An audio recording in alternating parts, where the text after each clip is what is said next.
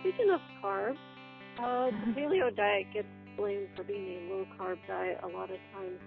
How do you deal with that with your athletes? That's a really good question, because when I started out, even though the first book I read was The Paleo Diet for Athletes by Dr. Cordain and Jill Friel, I still ate really, really low carb because I just didn't really know any better. And I get the same questions from my athletes. I'll hear from people who do a lot of high-intensity training, or a lot of really, not everybody that does endurance training does long, slow distance, like low heart rate type training. If they're like me, they may be going out and doing lots of intervals or lactate threshold training and really, really working very, very hard, and, punishing their bodies and really making that effort very, very intense. And so I hear a lot of times from people in those camps who say, I started eating paleo and I felt pretty good. And then, 4 months, 6 months, a year later, I just can't perform the way I used to. Or, wow, all of a sudden I'm getting a lot of belly fat. My mood or my libido is down, all sorts of crazy stuff. And when I would say almost 8 times out of 10, when I ask how much carbohydrate people are eating in those circumstances, it's very little. And there are certainly outliers in this sort of carb spectrum, people that can function very, very well on very, very little carb and yet still push their bodies. And on the flip side, people that eat a ton, like hundreds and hundreds of grams of carbohydrates a day, I'm talking like 300 or more, that also do very well, and they don't have signs of sort of insulin resistance and that sort of stuff. But I think most people fall somewhere in between. And certainly women, I think a lot of women get information online. They see a lot of coaches out there pushing certain protocols that tend to work better in men, but nobody's really out there saying that. And so I see a lot of females, we're just more sensitive to those very big, wild swings in carb intake, for example, either going too low or way too high. And we suffer as a result of that. So it's unfortunate to me that paleo has been reduced to almost a meme sort of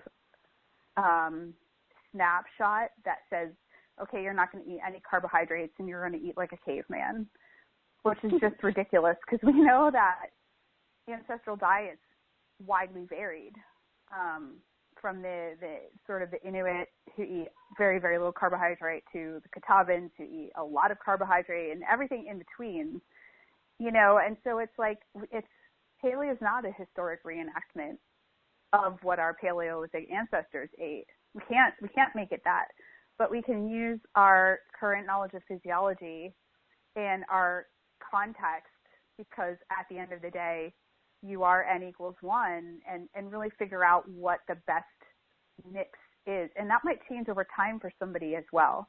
So somebody might be doing a lot of high intensity kind of glycolytic demanding training, and then they might stop.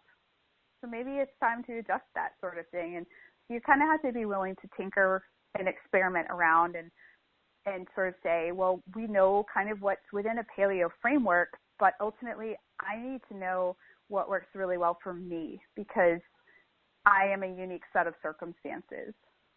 And for people that are willing to do that work, it works very well for the most part. For people who just want a prescription written for them to say, you just do this for the rest of your life in this exact amount and blah, blah, blah, like that stuff tends to not work quite as well. So, yeah, I wish people would kind of give paleo a bit of a break when it comes to eating that way, especially to fuel performance. We know eating a lower inflammatory approach is better for recovery, for athletes especially.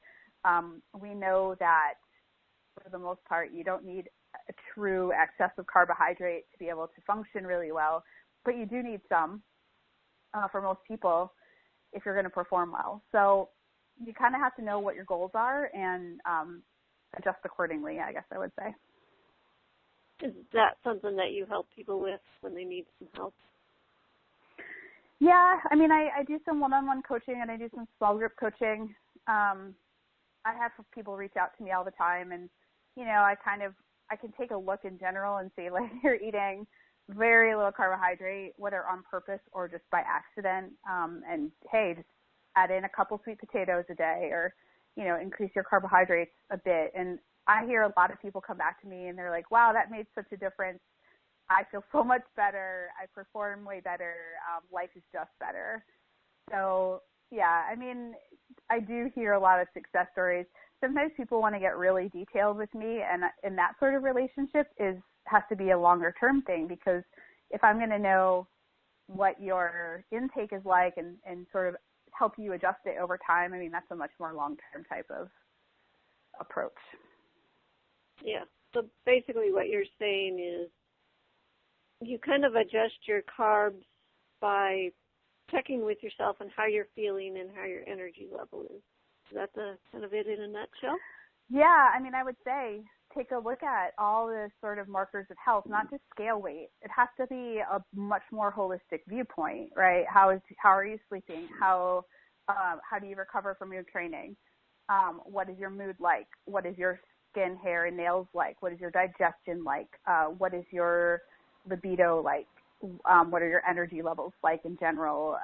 You know, are you showing any signs of kind of adrenal fatigue and or thyroid issues, which is a very common one for females?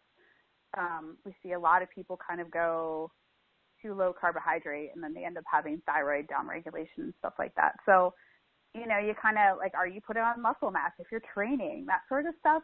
Those are all different ways you can sort of check in and see if stuff's going well. That's good. That's just kind of a good baseline for people to start thinking about how their diet fits them and personalize it. Yeah, for sure. So I've heard that you're a beekeeper. Could you tell me more about what started you on raising bees? Yeah, so my friend Diana Rogers wrote a cookbook / homesteading book called The Homegrown Paleo Cookbook, and she lives in Massachusetts on a very beautiful organic farm.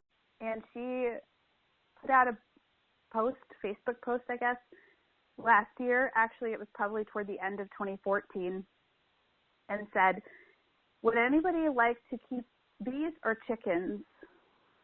And I thought, okay, I mean, I would love to eventually have chickens, but that's not going to be a good fit for where we are. We're right in the middle of San Diego in a very urban setting. I don't think chickens are actually legal here because I don't know anyone who has them. But I thought, wow, I would really love to keep bees because they're so fascinating. There are definitely honeybee shortages, and there's colony collapse disorder and all sorts of stuff going on with bees right now. And I can keep them in a small space, and they're legal in the city of San Diego. So it kind of ticked all the boxes. And so I ended up ordering a nuke last year, and then we got it in April. And I sort of leaned on, there's a local beekeeping shop here. I leaned a lot on Erin, who's the owner, and she's been just such a mentor to me. She's just wonderful. And so she's kind of helped me along this first year of of keeping bees and what to expect and what to do in certain circumstances. But it's been so rewarding, and I've learned so much about the importance of bees, not only for the the environment and stuff like that, but just in the fabric of life. And they're so lovely, and I just I didn't ever think I would love an insect the way I love our bees, but I'm really attached to them, and my husband is as well. And it's just been such a fascinating journey for us to be able to participate in something like this. We only have one hive right now.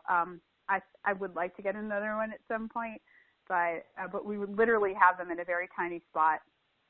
And it's just been great. We got some honey last year for the first year. That was a blessing and a very wonderful thing to receive from them. And so we're not in it to produce like mass amounts of honey, and we're not into it to like sell at farmers markets and that sort of thing. But it's given me a huge appreciation for what it takes to make a teaspoon of honey. A bee can make about a teaspoon of honey in its lifetime. So it puts a lot of stuff into perspective when you think about how hard they work.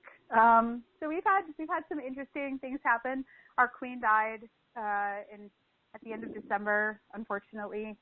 And then the last week I checked, and they had, we were kind of like 6 weeks or 4 weeks of touch and go with that, because they were quite clearly trying to raise a new queen. And I checked, and nothing had happened, and I was getting a bit nervous. But then I checked again last week, and we've got a new queen. I saw her, and she's laying eggs, and so we'll see if we need to requeen, perhaps in the spring as we go on a little bit, depending on if she's a good egg layer or what kind of drones she mated with out wherever she went to mate. I don't know. Our biggest concern here in San Diego, obviously, is Africanization. So, I mean, we're not out in the country, but that doesn't mean that there couldn't be some Africanized traits kicking around within the sort of the city feral bees. And so I'm going to watch them for the next month, and we'll see if they seem to be their normal selves. Our bees are very calm for the most part.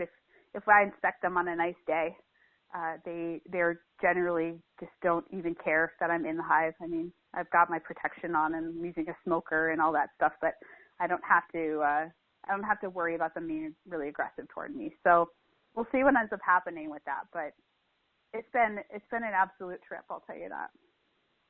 Oh yeah, bees are fun. We live in a valley where we grow fruit, and so they bring in lots of hives. And so there's bees all over here, which is wonderful. Yeah, so that's cool. So how do you like to use the honey in with your paleo? We don't eat a lot of extra added sugar, so I've given a lot of honey away to people. I think I got about a gallon of honey in total this first season, which I think is pretty good. It was about half of a medium box in a Langstroth hive, so about 5 frames of honey or so, which I was proud of. We left them a full box for themselves and sort of took whatever was left over. But yeah, I mean, I believe in making food that tastes good, and so sometimes, yeah, I'll put a little honey in a recipe to add a bit of sweetness or whatever it is, but or I'll do like honey and ginger tea, sort of like ginger and hot water and lemon and honey. That sort of thing is great for what sore throats or sore stomachs and stuff like that. But yeah, I mean, I'll use it occasionally, but I've given a lot away as presents. That's cool. I'm really glad that you're experiencing bees, because they are a wonderful insect, and they do really help out our world. I mean, we couldn't live without them, so very important. Exactly. Yeah. Do you have any suggestions for making paleo food more affordable? Yeah, it's going to vary depending on your location. We're in Southern California. We are a bit lucky because we do have year-round farmers markets, and our farmers markets can be very affordable depending upon what you choose to buy. Or one of my favorite things to do is to go at the end of the market, and we have one here that runs on a Sunday. It's one of our biggest markets in Hillcrest. And at the end of the day, there are vendors trying to give away everything at a pretty great price. So that's one of my favorite tips for people. Obviously, if you live in a colder climate, that's not always realistic. We, aside from having bees, we also have a 4x6 foot planter that we built. We rent our house, so we didn't want to dig up a garden in our yard because we wanted to at least be a little bit respectful of our landlords.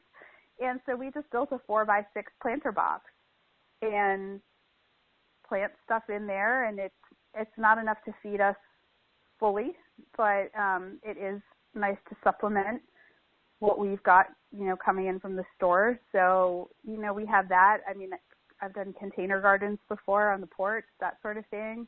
You don't need even any yard to do that sort of thing. And then I would just say I shop sales too. I mean, I know a lot of people sort of are like, I have to go to the most expensive markets and, Whole Foods and stuff like that, which is great if you can afford it. But I find their produce is really expensive, and you can find organic sections at other markets that actually come from the same vendors, but they're just not as pricey. So I buy a lot what's on sale. It's usually what's fresh and in season, that sort of thing. I try to be realistic about not buying berries in the winter and, like apples in the spring and that sort of thing, and try to eat more what's seasonal because it tends to be what's less expensive. And then eating a lot of vegetable material too. I mean, that's usually less expensive than meat. It's going to fill you up. And you're just getting a lot of nutrition from that sort of thing as well. So it can really kind of round out your plate and still be quite affordable. Yeah, those are all good suggestions. A lot of people forget about the eating in season part, and it really is important if you want to keep the cost down. So are there any exciting projects you're working on for the future? Well, besides the summit, I have a couple other ideas of things that I want to accomplish.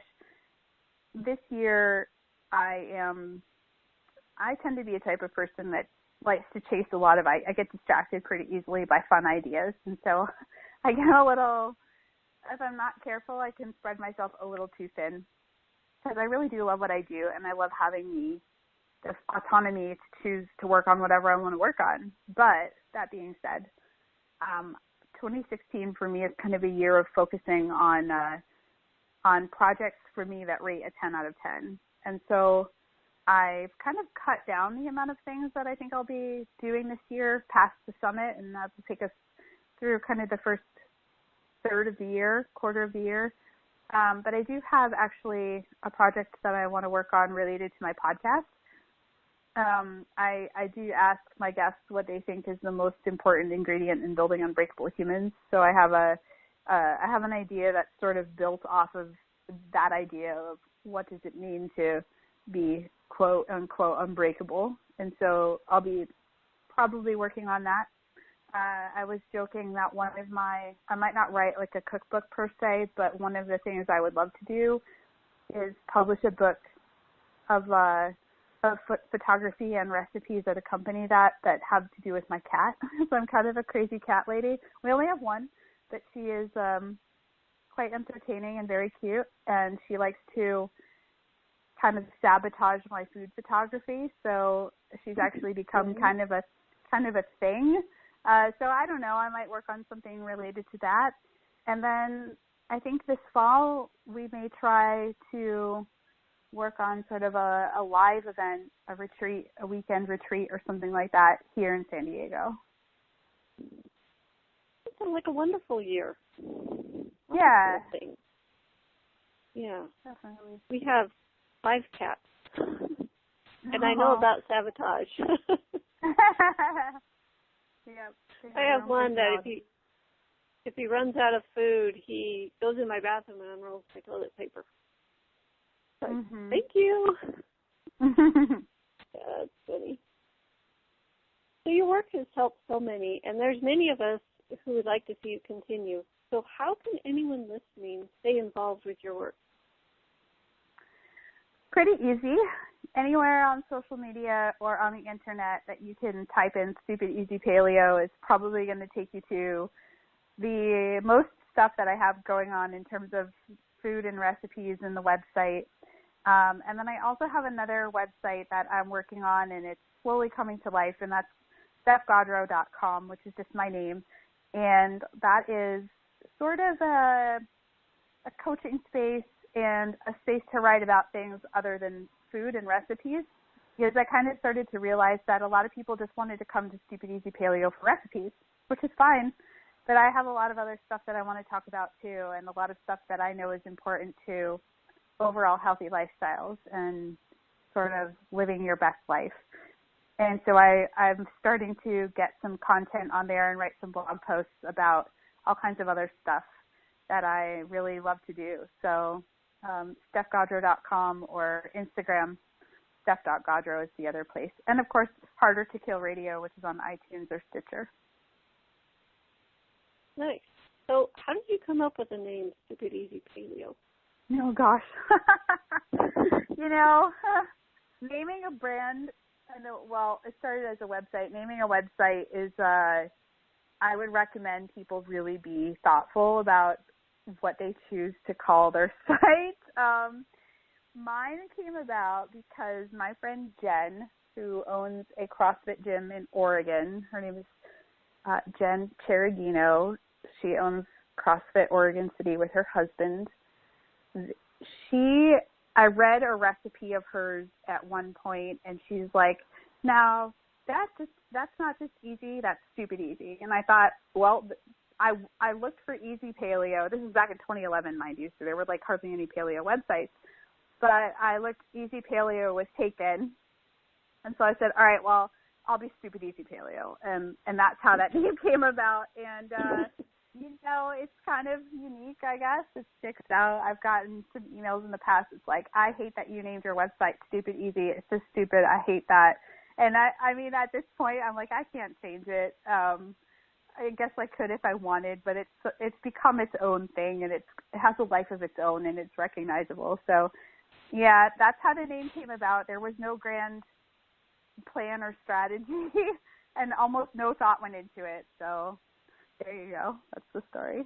Hey, it worked. It's working. It's rememberable. I think it's a great name. Yeah, it's fun. So I want to thank you for taking time for joining me on the show today. You're very welcome. This was definitely fun. Very good questions. I liked it. It was a pleasure to have you as a guest on the Paleo Gardening Expert Interview. I'd like you to have a wonderful day. Thanks so much.